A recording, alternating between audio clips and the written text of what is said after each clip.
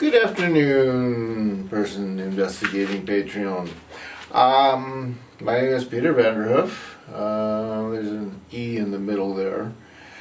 I'm currently doing a series called The Math of ESP, Why It Works Even If You Don't Believe in It. It's on YouTube and my blog. Excuse me, lungs haven't quite cleared the winter cold out of it yet, but there's a whole series of information, very simple little stuff that I do and all of that, to explain to the world why the International Space Station is what it is.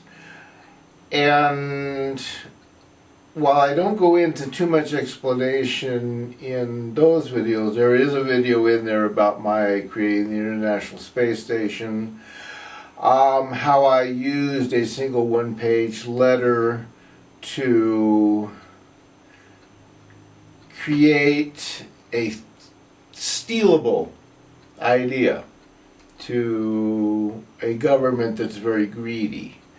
It stole it as needed. That was in 1983, about 4 months after I sent off the letter, which my roommate Raymond, he read it, he saw it. He saw me fold it up in the envelope and mail it off. So he knows that nothing went in that envelope except that one page. The government stole it. President Reagan got up, announced it, everything including my use of the name Unity for that first piece going up into space for it, and the fact that 7 countries were involved at the very beginning of it shows that it has always been an international idea, an international object. The United States is stepping out, and because I'm against that fascist government that is currently operating in that country, and I am a man without a country. I'm out and on the run, as they say. I'm a whistleblower, as they say, folks. I am a corruption fighting type person. I will put my foot down for, human rights. And quite often I put my foot down a whole lot harder than most people want to deal with. The United States government doesn't like me. We're at war or whatever. The United States government did a lot of very mean things, like breaking my arm here and shattering a few bones in my chest that I never really got to find out all of.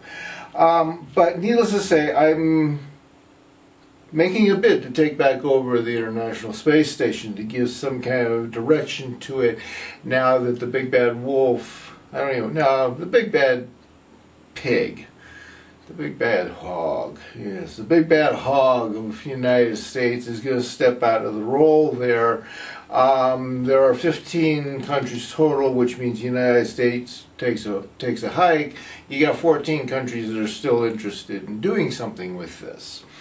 I need to raise funds to do this. I need to get myself out there and speak out about stuff. I need people to start paying attention to me and seeing what's going on and adding me into networks and stuff, so that we can discuss some of the stuff that I had envisioned. And I was using this a little earlier in something. This is a kind of the math of ESP. It's a little hard to see here, but it is dot matrix printed. You can see the paper's gotten a little bit yellow inside here. Look at that. There's even the word math of ESP thesis. This stuff goes all the way back to the 1980s as it is. So I'm wanting to do this math of ESP stuff. The International Space Station, due to what is known as Fukushima disaster, has polluted and is killing whatever is left of your food chain in the oceans. It is polluted by atmospheric distribution of radiation, vast quantities of radiation to every place on the planet by now. You don't have any answers for it, you don't have any way of doing anything about it, but in the 1970s I had some ideas about doing some asteroid mining, building some rather large major cities on the moon, building small moon, at least, you know, large asteroid-sized space stations,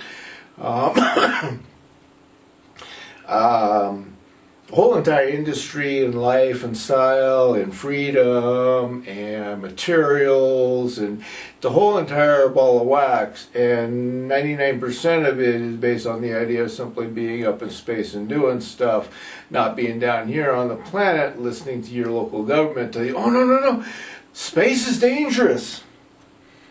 Compared to the number of people that have gotten killed going into space, compare that to the number of people that get killed crossing the street and struck by a car, a bus, a truck. You know, how many elevators have crashed recently, and you still use elevators, but you know, you're not afraid of them. Got terrorists and, you know, all sorts of lunatics selling guns for the sheer pleasure of creating wars and havoc on the planet. You know, the heck with the guy down the street selling guns out of his storefront. I'm talking about NSA, CIA, FBI, U.S. government, you know, Boeing, Northrop Grumman. You know, some of the big people that, you know, they make billions of dollars per year off of their weapon sales. Yes. They're much more interesting, they're much more what you people want to talk about than the fact that your survival rate has got a very definite wall that it's going to hit. You got no choice in the matter. I am intelligent enough to know from the 1974 report that I put together on the nuclear industry corruption. Granted, I was only in high school, so nobody really gave a shit what I wrote. But I pointed out that you would have a major life-threatening, planet-threatening disaster in it because the corruption is so deep at that point in time in the big oil nuclear industry, you know, U.S. governments as a general rule on this planet, which are all in collusion with one another. They take all kinds of time planning out wars and doing devious things to one another. It's quite orchestrated. The thing is that, you know, you folks, you need an answer. You need some place to go. You need something to do. You need some way to figure out how to clean up radiation when all you do is you bury it or you throw it in the oceans. Now, Fukushima is dumping 500-600 plus tons of nuclear radioactive waste material, water, into your ocean system every single day. And 3 cores are definitely burning out of control so deep down that nobody's going to dig under them and pour a little cement waddy underneath it, you know, like they did at Chernobyl. Nobody knows what's happening under Chernobyl anymore. Nobody knows how to explain some of the radiation leaks that are going on. The scientific monitors are catching, but the governments all say no. They're militaries and they're secret thingies and everything. Oh no, no, no, no! Nobody's doing anything. Nobody's lost anything. It isn't real. Don't believe it. It's all fake news. All one has to do is go back and look at Donald Trump since he's taken office. He walks into office, he immediately orders military raid on Native Americans who are standing on their own land per a treaty from the 1800s. And Donald Trump decides that treaty is null and void, and nobody in America gives a snot about it.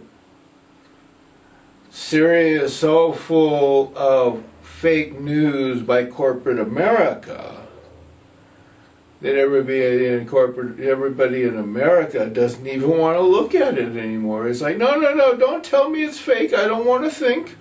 I got my big bag, I got my Pepsi, and I got my, you know, who's I don't know, reality TV. I haven't watched TV in so long I don't even know what the heck's on anymore. Dancing with the Stars was my stepdad's favorite, one of my stepdad's favorite things to watch because they like to dance. He also probably liked watching the pretty ladies. The thing is quite simply that, hey, it's, you people are so caught up in your lack of reality, in your rose-colored glasses, as they call it, drug addict people we're supposed to be. Most drug addicts are more aware than the standard populace of most countries right now.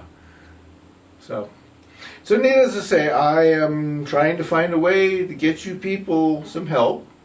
And, if you can donate a few bucks to my life to help me keep doing my work, I've got, like I say, right up here, all kinds of building ideas, all kinds of plans, all kinds of designs, little metallurgy stuff, and a whole lot of other stuff that can be used to get people up into space. And while I don't think you can save your planet at this point in time, it will take 100 million years or so to get rid of all the radioactive and other pollutants that you people have so carefully poured on every square inch of it.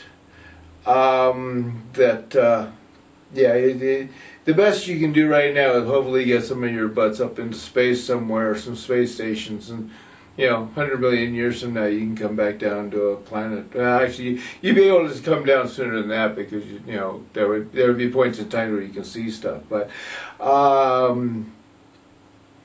a viable, not going to have problems with the radiation and the planet itself being back up to being able to support a real ecosystem, a full-on ecosystem, is somewhere in the 50 to 100 million years right now, folks.